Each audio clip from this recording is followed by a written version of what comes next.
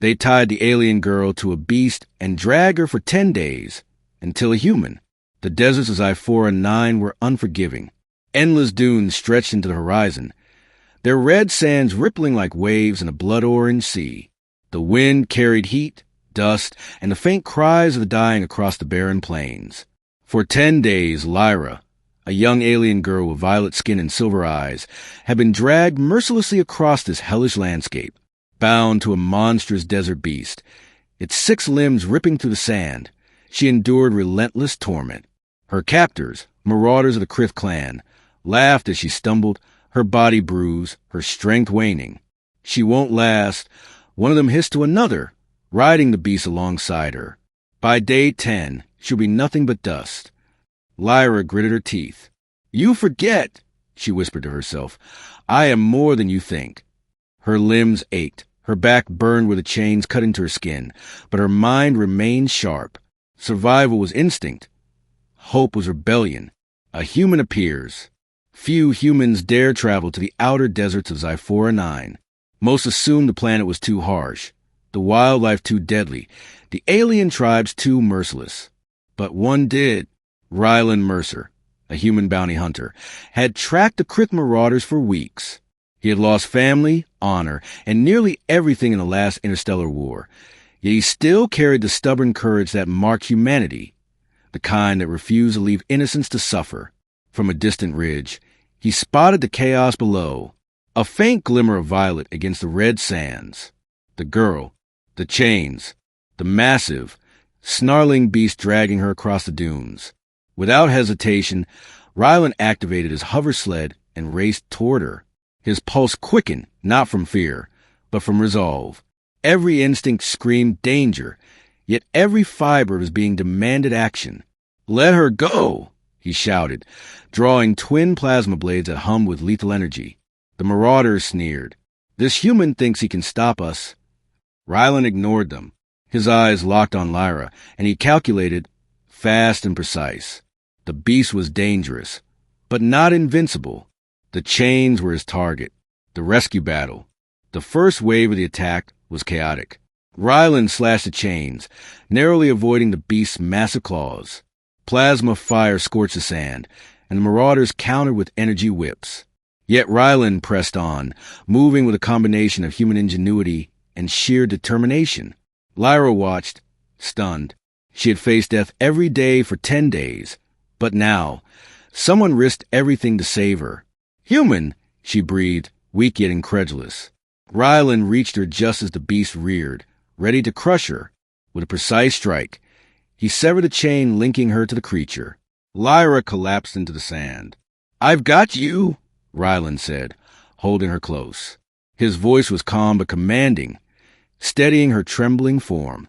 For the first time in 10 days, she felt safety, warmth, and hope, the oasis of healing. Rylan carried Lyra to a hidden oasis, a place of water, shade, and strange glowing flora. Her wounds were severe, bruises, cuts, and exhaustion, but the oasis provided a chance to recover.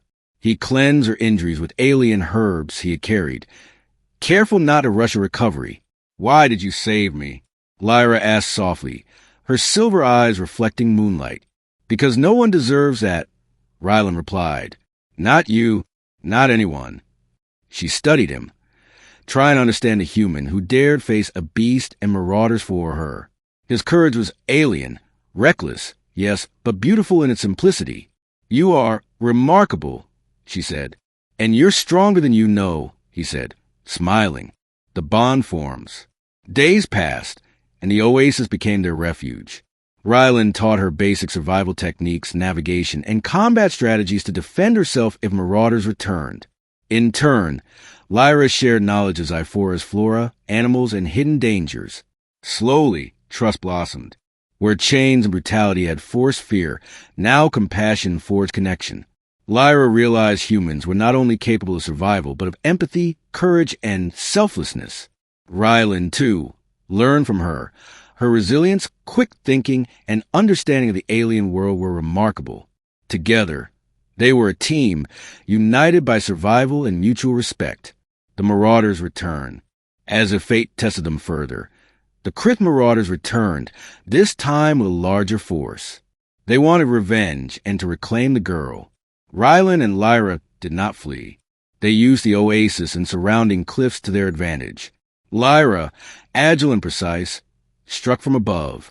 Rylan coordinated attacks, setting traps and luring marauders into disadvantageous positions. "We fight as one," Lyra said, determination blazing in her eyes. "Always," Rylan responded. The battle was fierce. Plasma bolts flew, claws slashed, and the desert shook under the weight of combat. Yet, every strike Lyra made and every maneuver Rylan executed brought them closer to victory. Finally, the marauders were defeated. Those who survived fled into the desert, never to return. Lyra, for the first time in weeks, felt freedom, the human-alien bond. Sitting by the oasis, Lyra looked at Rylan. The bond between them was undeniable, not by law, ritual, or coercion, but by courage, trust, and compassion. "You saved more than me," she whispered, leaning against him. "We saved each other," he corrected. That night, under twin moons reflecting off the oasis waters, they shared stories, laughter, and quiet reflection. Lyra realized that humans were capable of deep connection, not just survival, something her species rarely witnessed. Years later, legend spread across I-409 of a human who dared face monsters and marauders to save a violet-skinned girl chained to a desert beast. Some said it was luck, others destiny. But both knew the truth. It was courage, compassion, and choice that had forged their bond. Lyra trained further, became a warrior in her own right, and together, she and Rylan patrolled the deserts, ensuring no one suffered as she had. "Human," she said once, watching the twin moons rise, "you are more than I imagined." "And you are stronger than I ever believed," he replied. Their laughter echoed across the dunes, a testament to bravery, trust, and the extraordinary bond between species. Moral of the story: true heroism is not about strength alone. It is courage, compassion, and the willingness to protect others, even against impossible odds. Humanity can shine brightly in the darkest corners of the universe.